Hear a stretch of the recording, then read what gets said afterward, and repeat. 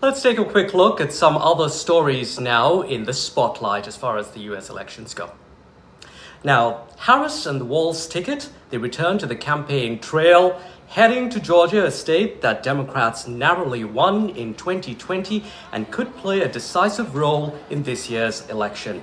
Meanwhile, Harris and Walz give their first joint interview on Thursday, making it the first time that Harris and Walz have sat down together with a journalist for an in-depth interview, on-the-record conversation since President Joe Biden ended his bid. Let's get you more from our Voice of America correspondent, Steve Herman, who is still with us. Now, Steve, as Harris and Walz, they head to Georgia. How crucial is the state of Georgia, given what happened with Biden and his narrow win there the previous time around?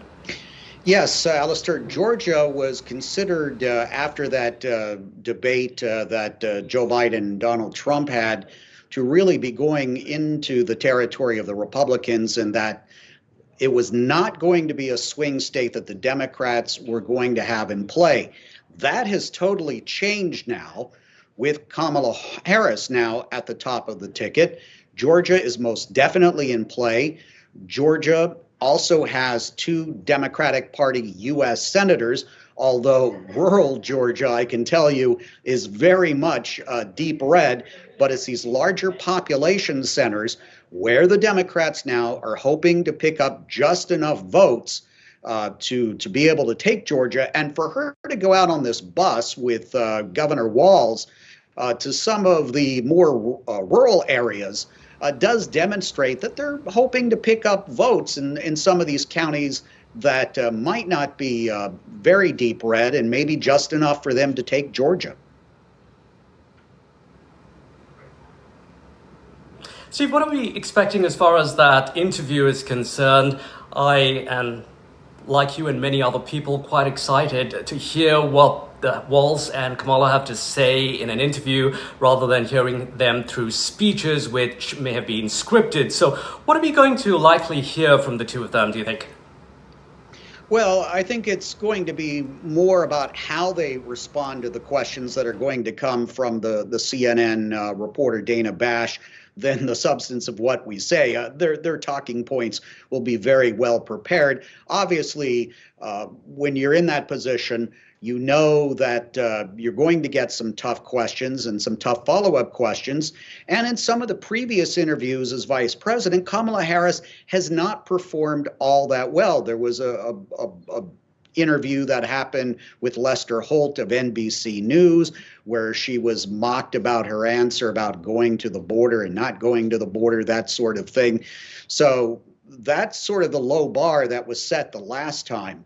And it's also very interesting that she is going to have Governor Walz by her side. It's not going to be a one-on-one interview. He has a very folksy demeanor, as you may be aware of now, and that could soften up things.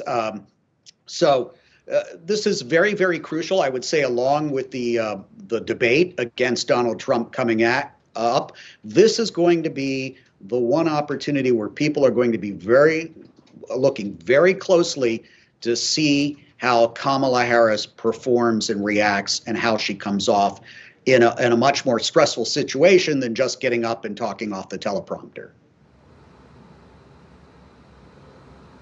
Indeed, all good points there. Steve, just one last question before we let you go. Of course, we'll be watching for that interview, but simultaneously in live time, watching for what Trump's going to say on social media, like he did at the Democratic convention when Kamala Harris spoke, keyboard warrior there, note after note from Trump. So we're going to expect something along those lines this time around for sure, I'm guessing.